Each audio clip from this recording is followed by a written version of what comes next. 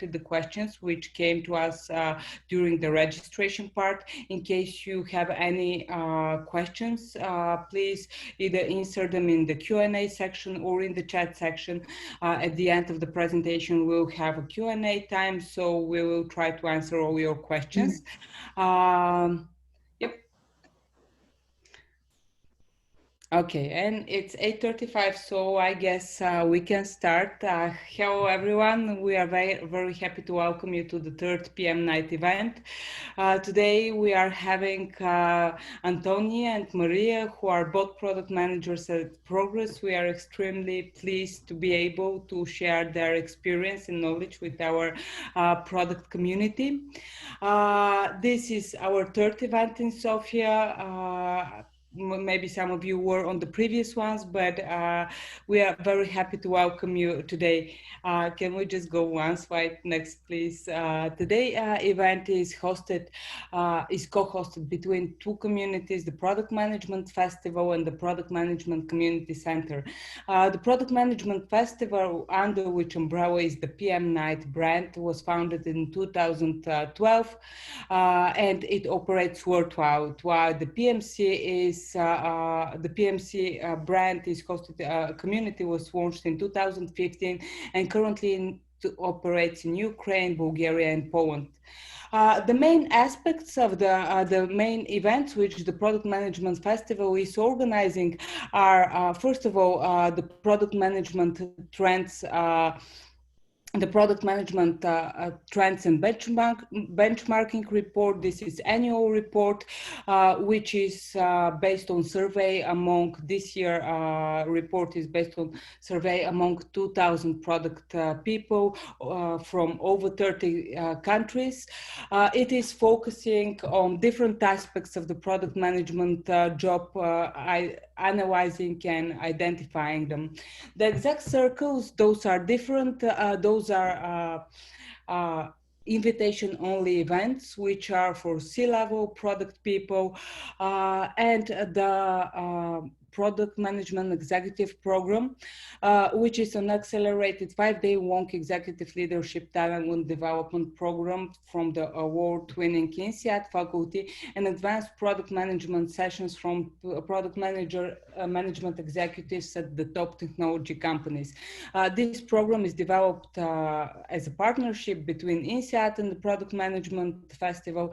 It is suitable for chief product officers, head of product, VP of product, or similar titles, and it is looking forward to refining executive leadership skills. It is also for raising senior product leaders' transformation to executive product roles.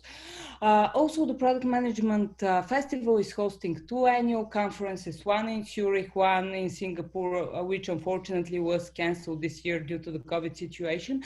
But currently the Zurich event, which is planned for 11th and 12th of November, is still planned as in-person event. Of course, our colleagues are closely monitoring the development of the coronavirus situation, and in case the cases are still increasing and the situation is not calmer, it will have to be postponed. But for now, we are planning for in-person event.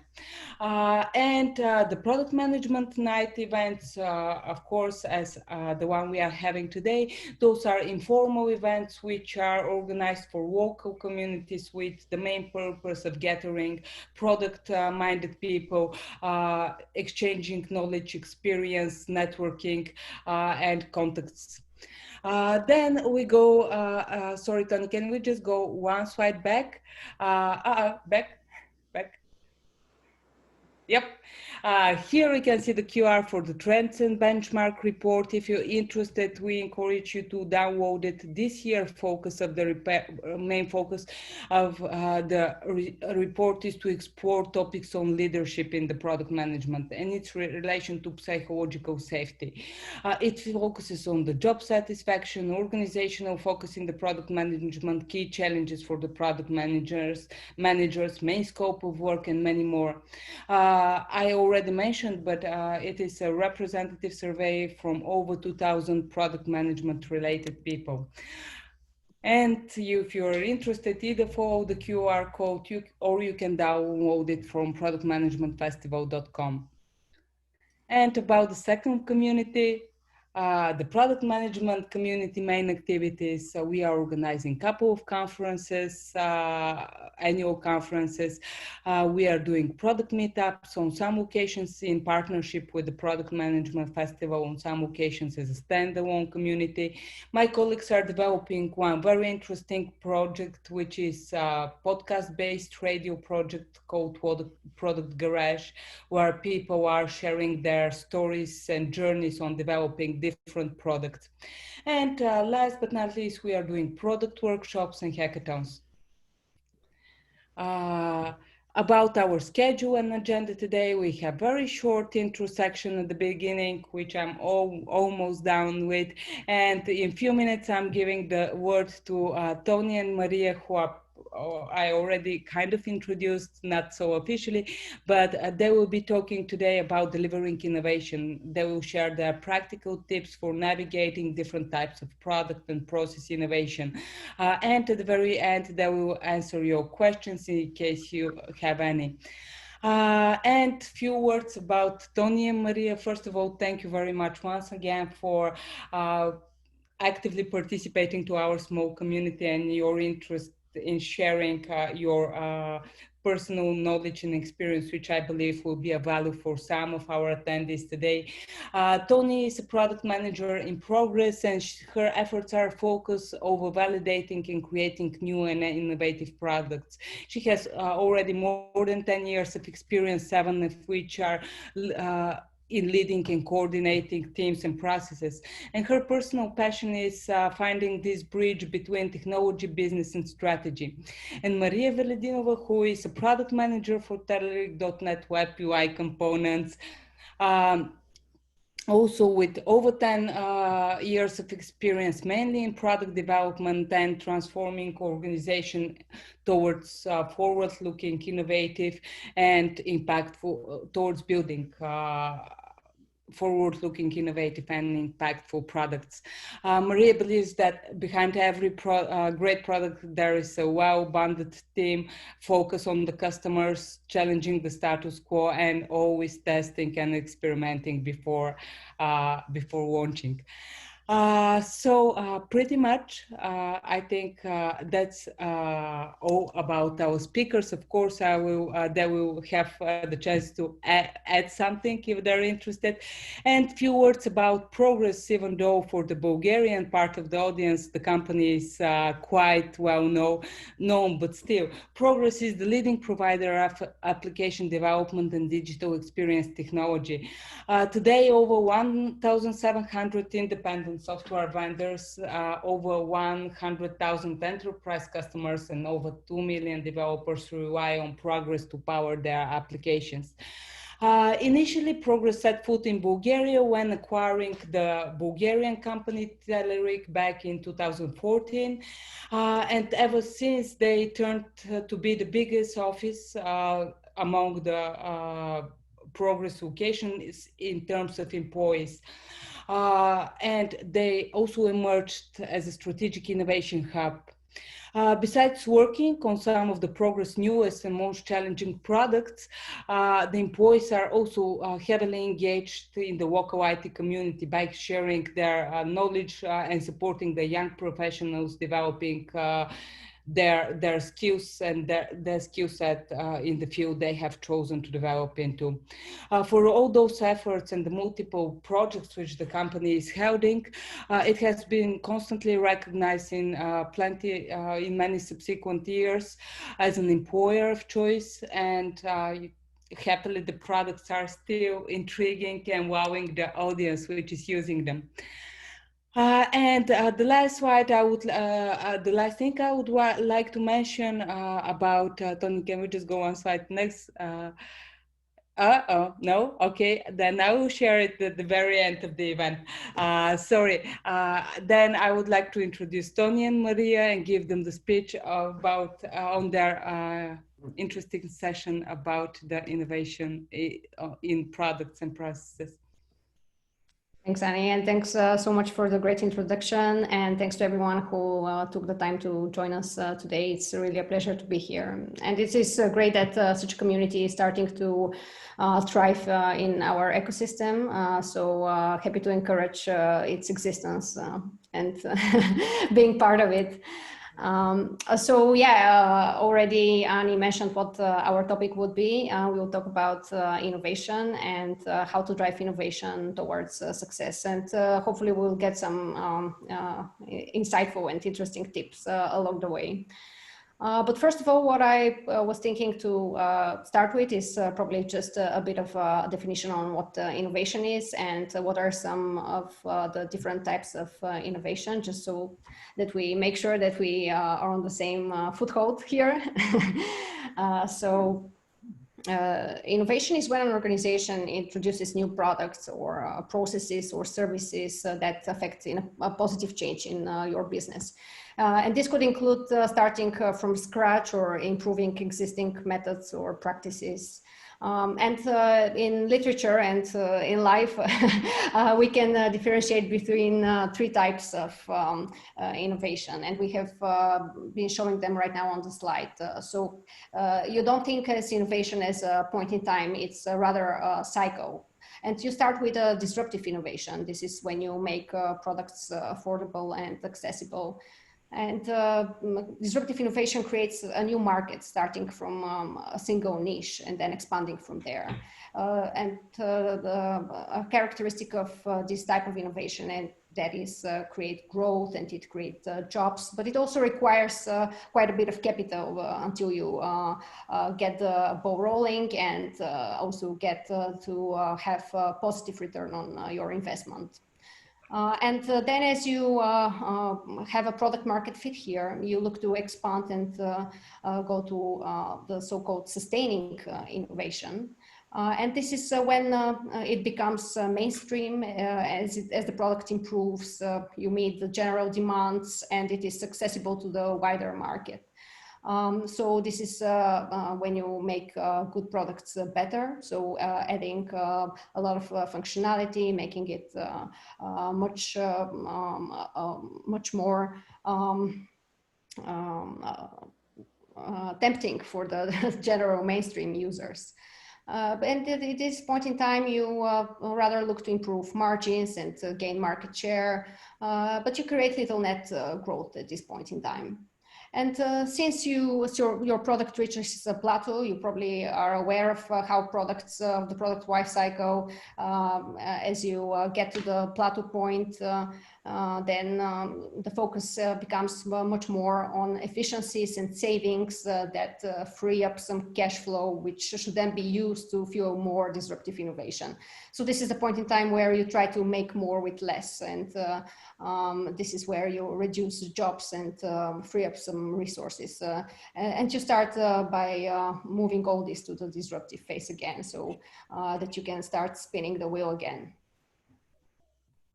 So actually, as Annie also introduced us, here in Progress, I'm more devoted to disruptive innovation. I'm at the so-called innovation team, trying to build new products for the market. And Mariya is much more focused on some of our well-established and successful products on the market, already reached product market fit and being successful there. So this is how we have also been splitting this presentation. I would cover a bit more on the disruptive, and Mariya would cover more about sustaining and efficiency innovation. Hi from myself as well. I didn't get a chance to say hi earlier. Yes, we, together with Tony, we kind of complement each other on what we do in terms of innovation. She's entirely focused on the disruption, while from my perspective, the challenge is what can we do better with something that's already better, something that's already good on the market, it's known, and customers have high expectations on it. And we kind of split the presentation. Although we are currently looking at three types, the focus would be more on disruptive and sustaining. However, we'll still mention why we need efficiency innovation, because without it, probably we wouldn't have the resources needed for the other two, especially for the disruptive. Just wanted to set grounds and basically define what our goals would be for the meeting today. And what we're going to do is actually cover in a flow, starting with the non-existing product. Actually, before a product exists as such, if there is just a problem to be solved or idea to be validated, and then we walk through as this disruption becomes a mainstream product, what we do with it in sustaining innovation. So we'll kind of give the ball to each other, and starting from the beginning with the idea or the solving of the problem. We'll cover through the life cycle, and we'll discuss the topics related to what we do, having to take care of even more than one product, because this is another challenge for product managers currently. To how do you balance between them, and what do you do with the different products, having each one of them in a different life cycle. So we hope we'll cover that. And one more time, just to say that we'll be happy if you have questions. Meanwhile, feel free to type them in the chat window, and we'll cover them a little bit later. Yeah, thanks, Maria. I'm already looking forward to seeing what you have in the next slides for us. All right, so I will just dig a bit deeper into disruptive innovation and what are its key characteristics. Okay. So what is a disruptive innovation? We touched a bit on that. I'm just gonna delve a bit deeper. So essentially, what you need to do is find a problem worth solving, and then try to find a solution for that problem. And the first main point for innovation to be disruptive is to start by successfully targeting those overlooked segments. So those are segments that either don't have any solution available for their problem, or who cannot afford some of the solutions that are very expensive and are available for only a few of the people out there. So as long as you have this target niche identified, you try to gain a foothold by delivering more suitable functionality. And typically you start at a lower price because, as you can imagine, your product is not yet fully developed. It cannot necessarily meet the demands of some of the mainstream players on the market. So you start small, and out of this first initial market, you try to gain adjacent markets and expand from there. And as you do so, during this time, your product is also developing. You see here bells and whistles. So this is where you add more functionality, you improve on the product, and you catch up on the mainstream customers until quality catches up to their standards. What are some of the characteristics here that you should be aware and be looking for if you are looking to have a new market, a new product on the market? So as I mentioned earlier, think of it as more as a process rather than a fixed point. It is the evolution of that product or service over time. And frequently disruption can take time just because you start small and you continue from there. And this is why also it is incumbents frequently overlook disruptors, because they don't necessarily see them initially as someone they should compete in, just because the market niche is very small and the product is not yet developed. But as it starts to get better and better, and you gain more and more market share, it is oftentimes too late for the mainstream competitors to take action and be able to you overtake them, basically. The next one is how keeping it separate from the core business. And this is a really key thing that you should have in your organization and the way that the team works. In large part, you should have it separate from what are the other goals and incentives and metrics for success of the departments outside of the innovation department. And why is that so important? You can imagine that as Mariya and I are working on different type of products and innovations, we also can't have one and the same metrics for our success. And you need to have the proper incentives for each of these teams so that you can deliver the right results. And like it's a good example when you talk about something like sales.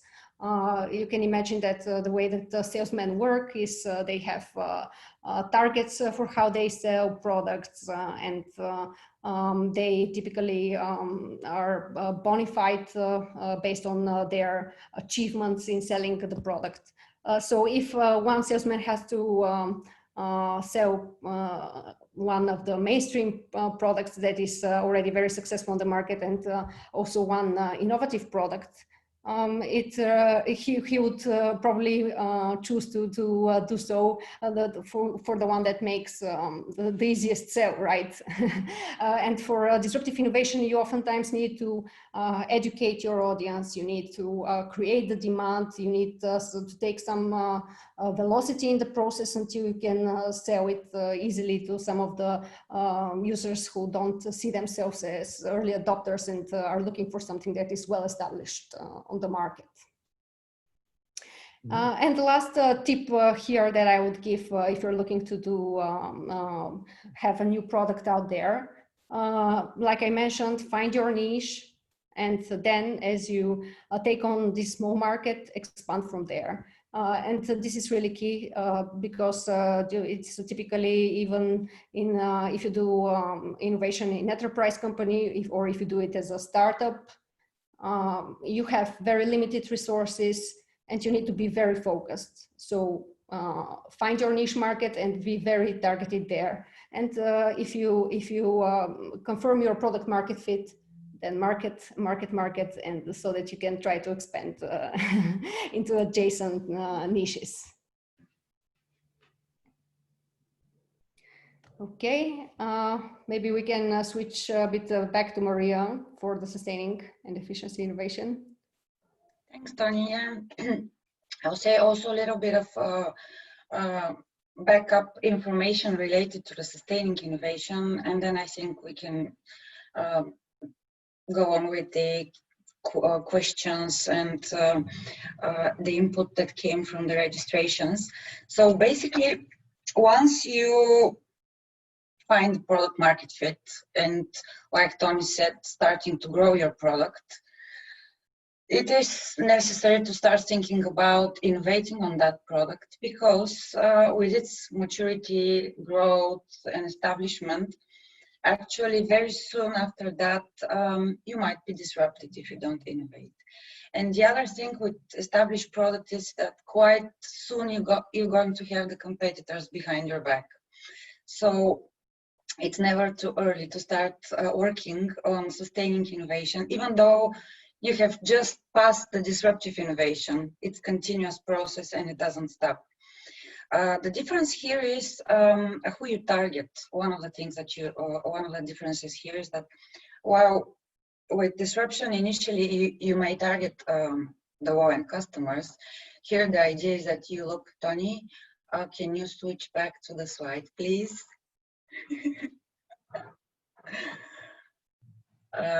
Here you target actually the high-end customers, or customers who are willing to pay more, but they want to get better quality, better performance, more features.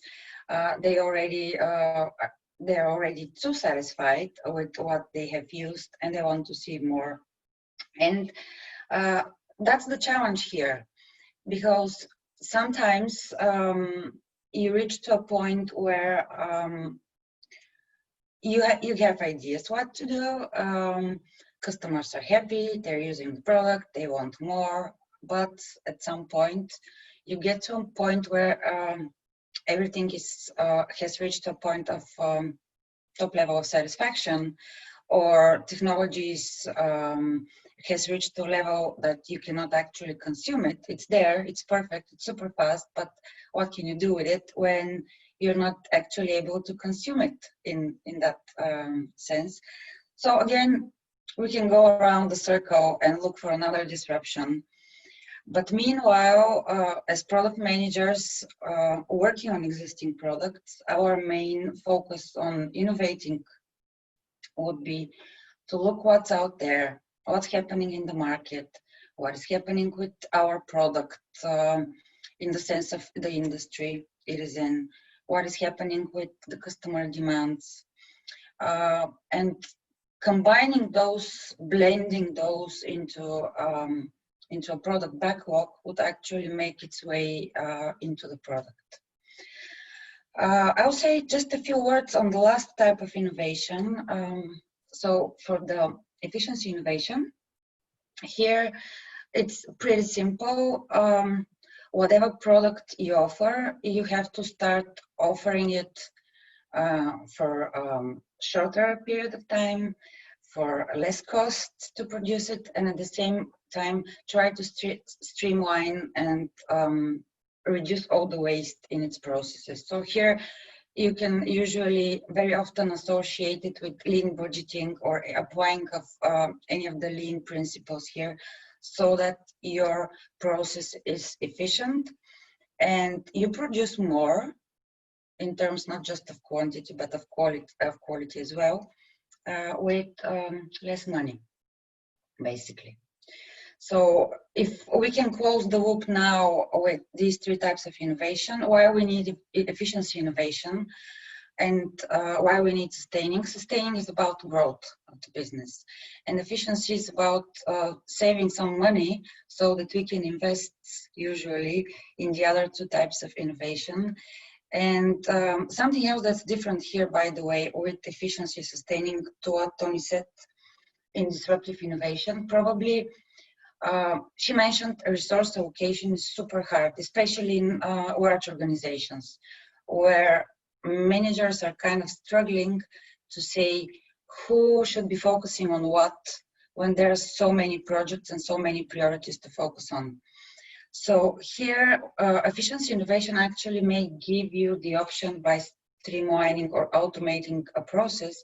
You can actually not just free up money resources, but you can free up employee resources so that they can focus on other innovative initiatives that exist in the company. And while for disruptive innovation, it works better when people are dedicated on the innovation itself.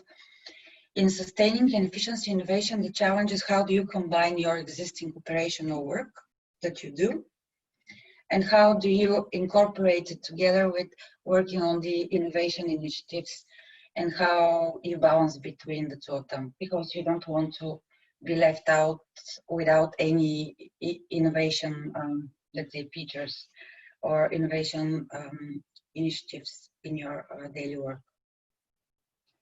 So setting the grounds on that, I think we can give the word to Ani now, if we have already some questions coming from the audience, from the preliminary registration, or even now in the chat window. Okay. So Ani is having some problems, and she's typing the question to us. Ani, I'm reading the question out loud, so feel free to ask us.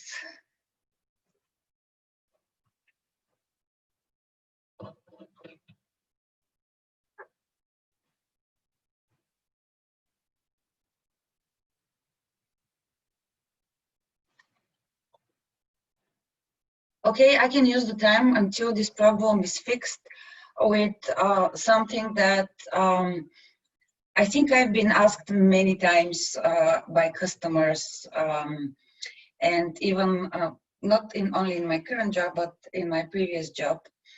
It's related to disruptive innovation and how, for example,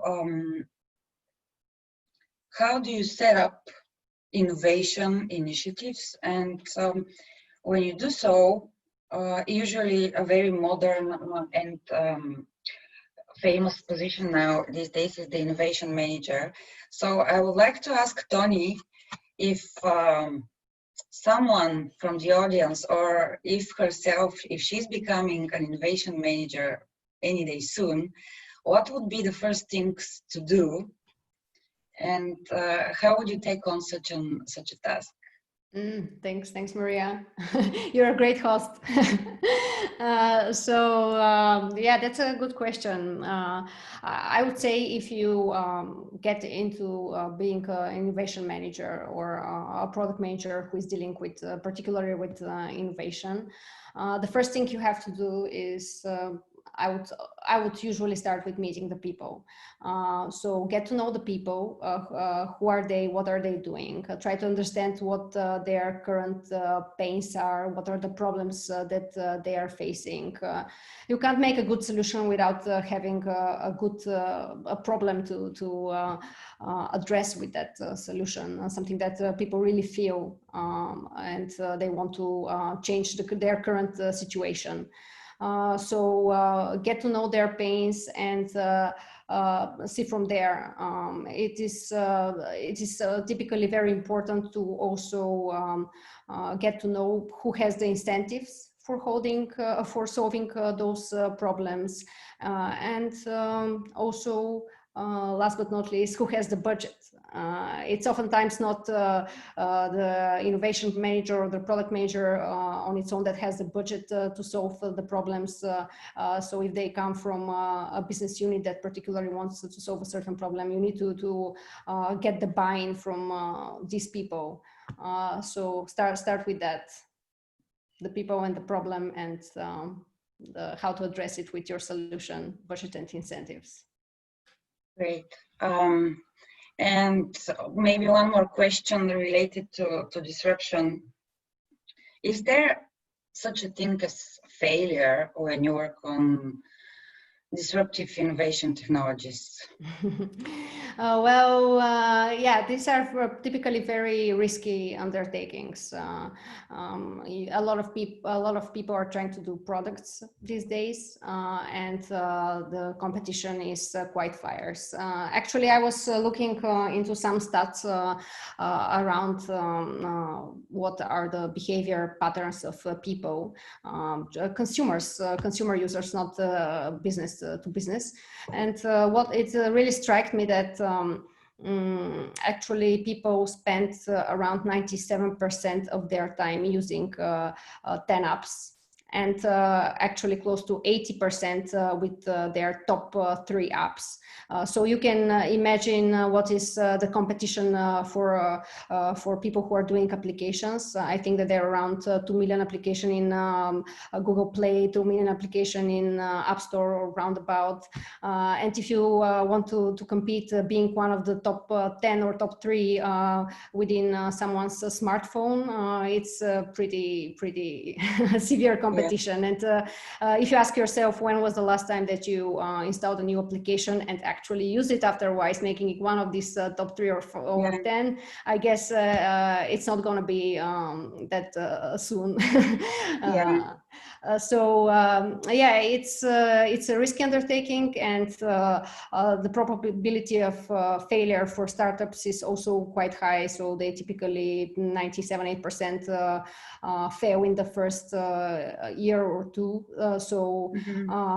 You don't consider this necessarily as a failure, as long as you learn from what you're doing and try to iterate better in the next time. And this is also how the venture capital funding is oriented. So you try to create an ecosystem of people who have done this, who have probably actually failed 1 or 2 or 3 times, so that because these people already have a much better understanding than those who haven't tried anything. Right. And one more sorry, Marta, we have a question from the audience. So we have a question from the Q&A box. I think we didn't cover it yet. How much do you rely on your own customers for deriving ideas for innovation? And how do you manage the inevitable constraint that not everything is technically possible? Okay. So in this case, actually, it's one of the challenges for every product manager. How do you manage all the input and all the large wish lists that are coming from different customers, non-customers, or even the team itself? So here, what we would usually do in such cases, we do listen a lot to customers for existing products. It's one of the things that we try to do, if not on a daily basis, at least on a bi-daily basis, if such thing exists, or several times per week. But the idea is that one way to do so is we communicate over something that we have, such as a feedback portal, where this is happening constantly. So there is no time of day that there isn't communication over the feedback portal. But in addition to that, we do try to talk them face to face, or if not face to face, at least online currently. And by the way, with the current situation, actually, a lot of the customers are turning on their camera by default, so it's even easier to talk to them. Earlier it was hard, but now it's easier. So we do try to listen to a lot of what they say. And even sometimes we try to say that, or we try to assume that we know nothing, so that we are not biased by what we're going to hear.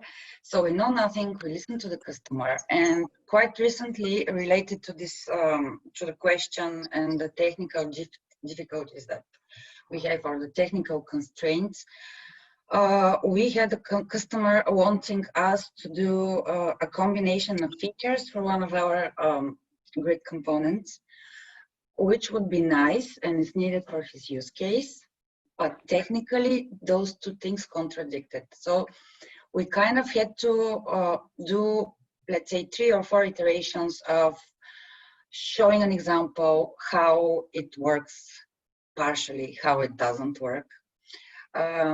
Also something that we showed that there isn't anything available on the market related to that, and that there is a quite good reason related to the fact that technically there is a constraint. So eventually, I think here the thing came down to not refusing to the customer, but educating them what's possible and what would work for them. And when you switch from that simple rejection to explaining and educating and guiding, I think the reaction was pretty good. And yeah, they don't have anything against continuing using the product. So I guess yeah, that's the answer to that. Thank you so much. And I can see that. Very sorry. If I can jump in for a second, I have to apologize for everyone. I'm having really trouble with my computer, which is rebooting right now, and I'm not able to bring it back to life. I kind of left the ladies alone. True apologies for this, but I'm back and trying to survive. Okay, so I think we also had a question which probably wasn't covered yet, and that was about the innovation transferred from one team to entire organization, and how do you spread this innovation approach and innovation vibes? Marta, can you please, I'll just rephrase the question, or to make sure I heard you correctly, because there was some noise. So how do you spread out the innovation among more than one team in the company? Yep. Mm-hmm. Okay. I think maybe both with Tony have something to say on that topic. So I'll just start and give the word to Tony. Actually, I think it's good if you experiment or if you're just starting with innovation to do exactly that, to start small and start with a team. And what usually works is to use those people from that first pilot innovation team and use them as ambassadors that would spread the knowledge that they gain, the learnings, the enthusiasm and the passion across the next a couple or 3 teams that would be on the innovation path. So the next time you will have 4 teams working on innovation that can themselves spread in another larger portion of the organization. So for me, this is something that has been proven to work over time. Maria, what about Antoniya? Like, do you have more to share on that? Probably you have your experience. Yeah. From my perspective, and what Maria actually touched on is it's really hard when you are doing something that is not yet proven on the market to secure resources, to secure the buy-in from the managers. And for us, a big part of the thing is how to get this buy-in, how to get some time to develop our product before we can actually prove it is business viable and it brings money to the company, because as she mentioned, resources are somehow always focused on how to get more cash, and this is where established products take the most attention. So yeah, for us, the first thing is selling our idea and our product that we are validating also to the management, so that we make sure that they have our back, and they also believe in this idea. And from then on, we are trying to just have everyone else on board with what we do. So we have this thing like starting sharing reports on what we are doing, some good practices that worked well or something that failed with everyone in the organization, in the research department, so that they are familiar with our approaches. They can possibly apply something that they see fit for their individual needs. And also to create a sort of a cookbook of innovation that could be used by other teams as approaches we have done, so that we start having this transferable knowledge between teams, not have it only within our team. Okay, and here is one more related question, I think, because the part of how you transfer the knowledge and this innovation approach. And the other question is, what are the challenges? Where do you face the most challenges when sharing this innovation mode and in spirit? So where the most conservative maybe teams belong to in the huge company? So Maria, do you want to take this, or should I? Yes, I can take it. I think we are, let's say, lucky with Tony because we are in a really modern and forward-looking organization where we don't get a lot of stubborn, old-fashioned kind of we do things like that, or things are done like that mindsets. And for us, it's that's not of. I can't say this is maybe a challenge for us. Maybe it is sometimes focusing too much on the customer, and when we discuss what next we need to do and what new feature to do, maybe sometimes we have to look not in the direction that we've always been looking, existing customers, but sometimes we should look around the existing customers, next to the customers. So adjacent segments or adjacent job positions and roles that can also be our customers in the future. So maybe this is something that sometimes we do have to remind ourselves and the teams, the product team that we work with, that it's not always only about the existing customers, that there are millions of other people out there that we can actually do great job with our products. So that's from me on that point. Okay, girls, if I can turn back to the conversation. I hope you hear me well. I'm from my phone right now until my computer problem is resolved. But do you consider that today we live more in a disruptive innovation world, or the incremental innovation also has its place on the market? And which approach actually you consider better in the IT world today? Mm-hmm. So yeah, if we start with the last question, I think what we also covered, it's a cycle. So it's not one or the other. You should live in this constant cycle if you want to be immortal.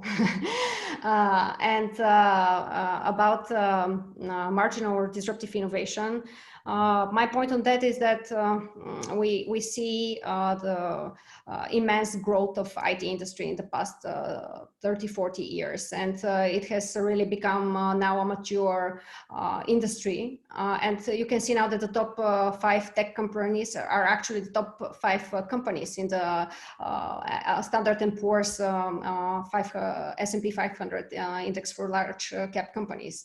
So this is meant to say that, yeah, the industry is very mature. It has a lot of competition. The competition is fierce. So there have been some disruptive innovations that took place, such as cloud computing and mainframe computers that really make the difference for a lot of businesses. But I can just the way that it is with products, it's probably the same cycle also could relate to industries. So we are now more into the sustaining phase, moving into the efficiency, where we start to see companies trying to be more cost effective, even in IT industry. And while I say that, and this refers to the core IT sector, I'm a strong believer that there are quite a bit of disruptions that stand forward us in this crossroad between technology, IT, and other industries that have stayed relatively traditional still. So things like biotech is the combination of healthcare and technology is the next frontier there, or online education, or maybe 3D printing for construction. Thank you, Toni. And usually when you apply different innovation approaches, do you normally stick to one, or you apply combination? And do you use them in the way they're explained in theory, or you somehow adapt them to your product in specific? Mm-hmm. Can you guide us through the process, please? Yeah, that's a good question. So I don't see, I'm not just an orthodox on any one technology or methodology to developing products. I think that every product manager should get to know different methodologies and techniques, explore books about how people do that, and what has been successful for one or another case. And then just see this as a toolbox. So for each job that you want to do, you need a particular tool that might be right for this job. So just pull out the tools that you have and apply them to see what works in your specific organization and your specific setup. and see what works. And just to be more particular, I can give an example of something that we lately did.